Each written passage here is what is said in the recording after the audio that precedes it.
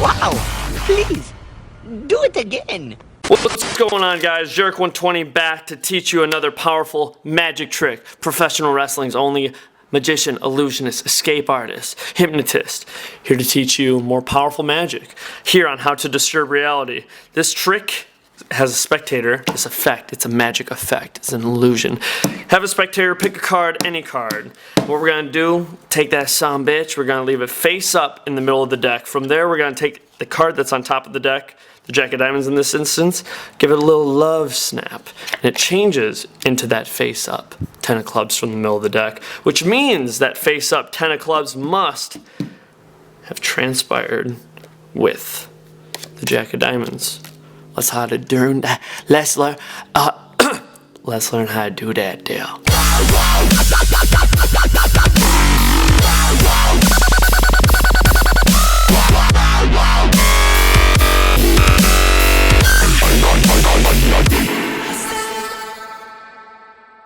If you're wondering why that opening intro demonstration was so kooky and so out there, is because I had tried performing this to the camera probably like 30 times, and I was getting kind of sick, so I decided, you know what, I'm going to have fun with it.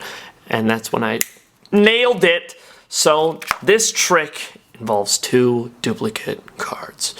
What do you know? Cheap plug for the Disturb Reality deck of cards that features 2 duplicate cards.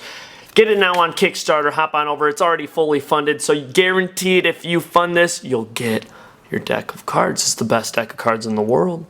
Am I wrong?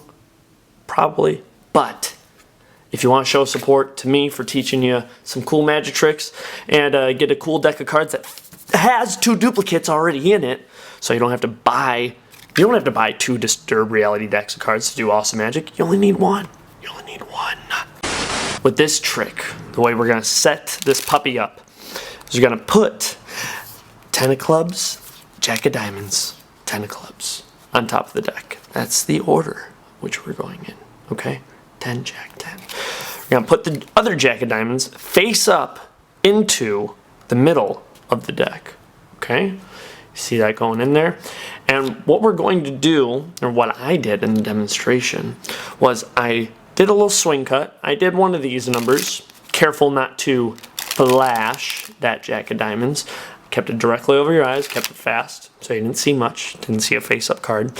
And I did a swing cut, burying that face-up Jack of Diamonds on the bottom. Had I gone too little and then done this force on you, you would have seen the face-up Jack of Diamonds. But if I swing cut more than I need to, now the Jack is on the bottom.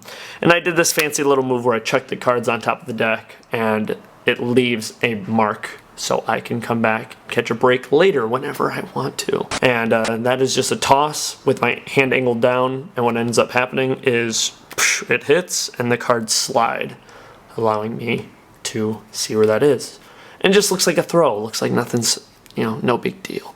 So I pick up from the break where our 10 Jack 10 is, and our face up Jack of Diamonds is somewhere down here if I'm not mistaken. There it is. So it won't be seen by our spectator. From here, kind of have to either do a classic force or a spread jog force.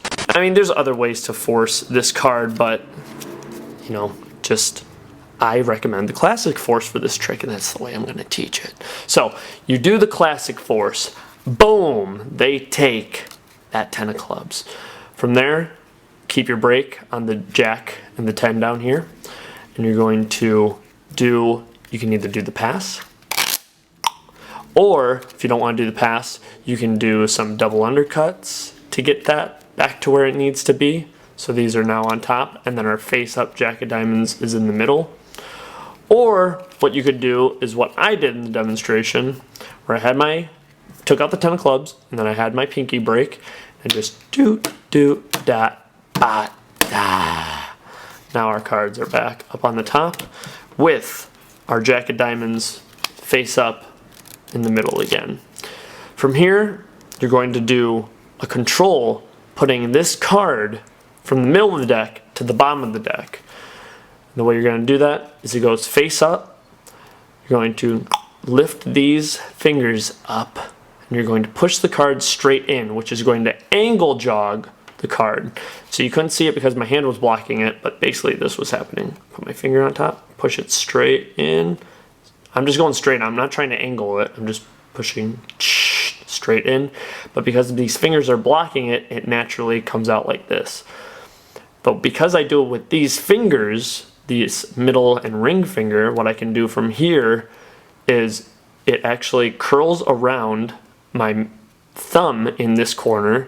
It allows me to steal it here, both with this thumb and with this pinky down here, and steal it out, do a little angling, and put it face up on the bottom. But when you're going like relatively quickly, it'll look just like that. And when it's aimed at your spectator's eyes, it'll be even more difficult to catch. It's coming something like that without, flashing. This is at one of those practice it in the mirror, practice it in webcam, practice it on a camera, on an iPhone, on Snapchat, on Instagram, wherever the case may be. Just make sure you tag me in it so I can see your progress and say, hey, it looked good, or hey, looked like shit, keep it up. But you're doing good at the same time. So, I'm here for the tough love, people. So, angle jog, puts it in, steal that out, slip it to the bottom, boom. Trick's basically done. And, I was having a lot of trouble here at this part. So now they believe the card is face up in the middle of the 10 of clubs. So you take the next card down, the Jack of diamonds, and now you need to get a break under this card, but you don't necessarily want to do the riffle. If you risk trying to just finger grab it perfectly, you might screw up. And if you do what I normally teach, the wrist kill to get this break, you don't want to just show like that. You don't want to show you doing that. That looks bad. Normally I would say do a wrist kill and get the break, but now we have a face up card on the bottom. So if you do a wrist kill, you're going to flash the secret. So what I did before, after so many tries, is I just took these two cards before I even started, and I just put a little bend in them. So when I was in this, even from the very beginning, from the very start, finally, they do the classic force. They got that card. We control it back to the top. Our cards are here. We do that gimmick where we steal it and put it to the bottom. Now, when I turn this card over, bam, bam, it's ready for me to grip. Yeah. So, got that grip. Easy peasy, lemon squeezy. So we get that grip with the thumb, index finger comes over, you're gonna execute a snap change here. Try to keep these cards flush. So it's bending out, boom, your thumb can easily get it. Your thumb can easily get both cards, that is. And from here, you're just going to do a snap change, which, there's a bunch of tutorials. If you don't know how to do the snap change, a lot of tutorials. I've taught the snap change, but it looks almost like that. If you're bad, it looks like that. If you're good, it looks like something closer to that.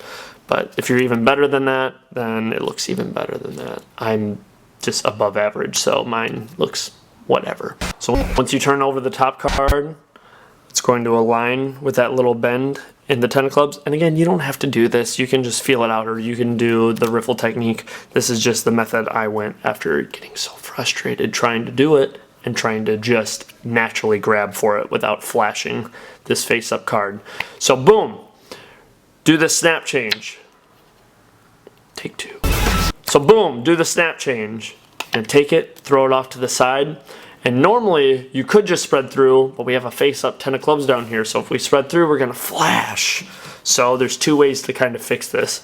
You could do it with one hand, where as you reach across the table to spread, these fingers are peeling the card. So it looks somewhat cleaner, but there's more room for error. So boom, spread across, and now we kind of have this little jagged thing over here. But you did it with one hand, cool. Or the way that I did is just as I went to square the cards up, I just, from underneath my fingers, slid it over and had my hand cover what was being exposed, really. So, boom, there's the move already done. See? So when I spread over, it's going to get buried. If I do a fast spread, then we'll be able to see that card seemingly directly in the middle of the packet, swapping places. Another cool card trick done with 2 duplicate decks of cards. Cheap plug, Kickstarter.com. Search for the Disturbed Reality deck or link in the description or click the annotation. The Kickstarter project's already reached its funding goal. If you are a fan or a supporter of Disturbed Reality and you want to get a custom-made Disturbed Reality deck of cards, my first ever deck of cards, hop over, use the link in the description. Just get 1 deck, you know? Why not? Why not? I'm Jarek120, professional wrestling's only illusionist, escape artist, and hypnotist. Be inspired to learn, aspire to disturb, and always rise above.